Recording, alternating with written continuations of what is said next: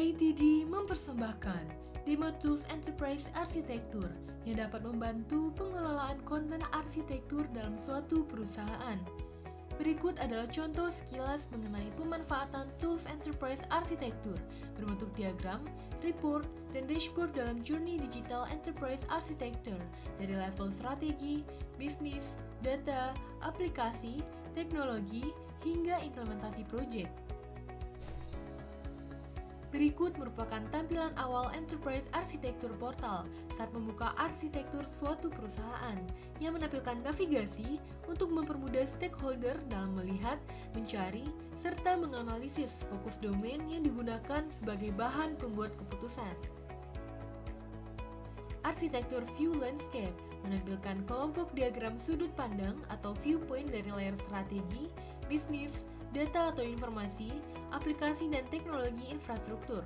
Hal ini akan mempermudah kolaborasi dalam membuat analisis secara holistik, menyeluruh, dan lengkap oleh arsitek. Business Ecosystem. Diagram ini menampilkan ekosistem organisasi yang terbentuk dari interaksi antar stakeholder. Key stakeholder dapat menganalisa interaksi provide atau deliver masing-masing stakeholder internal dan eksternal di dalam organisasi. Business Outcome Journey Map berguna bagi stakeholder dalam menganalisa dan memetakan value stream atau service value organisasi. Dengan diagram ini, stakeholder dapat melakukan penyesuaian visi dan misi agar business outcome tetap seperti yang ingin dicapai. Customer Journey Map membantu stakeholder dalam menganalisa journey customer dalam menggunakan layanan atau produk, sehingga dapat disesuaikan dengan strategi perusahaan dalam melayani dan memuaskan customer atau pelanggannya. Business Capability Map menampilkan kapabilitas yang telah dimiliki atau belum, serta kapabilitas yang harus dibangun atau ditingkatkan dalam organisasi melalui Capability Maturity Assessment. Kapabilitas organisasi disusun berdasarkan jenis industri, seperti dalam perbankan menggunakan referensi Banking Industry Architecture Network atau BIAN. Diagram Threat, Opportunities, Weakness, Strength, yaitu diagram tools analysis, dibuat berdasarkan hasil dari faktor strength, weakness, opportunities, threat, yaitu faktor SWOT, sehingga didapatkan strategi dari kombinasi faktor internal dan eksternal organisasi. Dalam membuat goals dan key performance indicator, dapat melalui penyusunan beberapa model analisis dengan permodelan strategi, seperti model balance scorecard yang erat kaitannya dengan tools analysis. Penggunaan model ini dibuat berdasarkan perspektif finansial, pelanggan, proses di organisasi, serta kemampuan organisasi untuk tumbuh dan berkembang. Analisa terkait pengaruh visi dan misi, strategi, Key Performance Indicator terhadap faktor pendorong dan penghambat dapat dilakukan menggunakan Business Motivation Model. Rencana skenario strategi dapat dimodelkan menggunakan Scenario Plan untuk menganalisa faktor tantangan internal dan eksternal organisasi. Cost Analysis Dashboard digunakan sebagai bahan analisis mengenai kondisi pembiayaan aplikasi saat ini pada organisasi yang meliputi pemeliharaan, dukungan, investasi pengembangan, biaya sumber daya manusia, serta perangkat keras.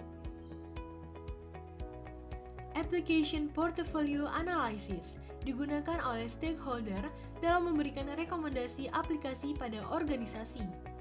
Kesimpulan akhir dari setiap aplikasi didapatkan dengan menggunakan opsi analisis time, yaitu tolerate, invest, migrate, and eliminate. Time analysis dibuat berdasarkan business value dan technical value dengan menggunakan bubble chart untuk melihat opsi-opsi yang akan dilakukan terhadap aplikasi pada organisasi. Semakin besar bubble chart akan menunjukkan besarnya resiko terhadap aplikasi. Operating Model dibuat berdasarkan Layer View Landscape, yaitu strategi, bisnis, data, informasi dan teknologi infrastruktur yang berisikan kapabilitas pada organisasi dengan dukungan proses bisnis aplikasi, serta data yang digunakan dan diolah. Difference between view membantu stakeholder dalam melakukan analisa dari setiap diagram, sehingga didapatkan perbedaan kondisi saat ini atau current dan kondisi kedepannya atau to be. Roadmap view menampilkan perjalanan, roadmap sebuah proyek, program, portofolio yang digambarkan dalam sebuah transisi kondisi current dan to be. Timeline view menampilkan diagram urutan pelaksanaan proyek beserta informasi maupun status setiap proyek. Impact analysis menampilkan diagram relasi antara setiap objek arsitektur, sehingga masing-masing objek yang terkait dapat di-drill down lebih dalam untuk melihat detail relasinya. Application landscape view berisikan dekomposisi atau portofolio aplikasi yang berdasarkan fungsi atau kapabilitas organisasi. Hal ini akan mempermudah kegiatan time analysis. Selain itu, dapat dilakukan redundancy analysis yang bertujuan mengefektifkan penggunaan aplikasi dengan menganalisis beberapa aplikasi yang memiliki penggunaan fitur atau objek yang sama. Application flow menggunakan application corporation yang menampilkan serta melihat interaksi antar aplikasi yang digunakan, seperti melalui jalur FTP, REST API, and web service.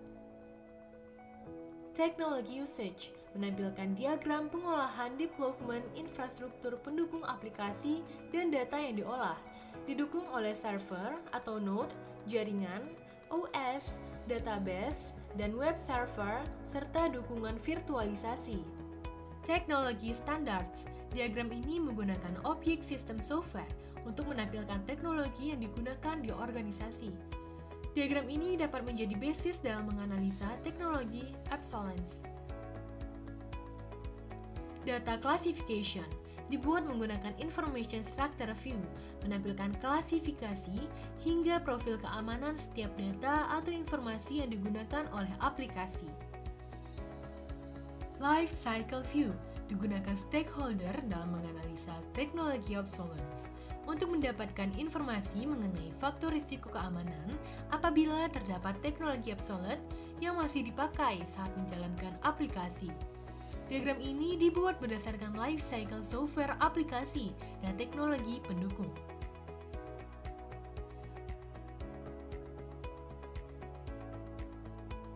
Untuk mengetahui dan mendapatkan penjelasan perihal Demo Tools Enterprise Architecture, silakan kunjungi www.atdsolution.com atau info-id@atdsolution.com.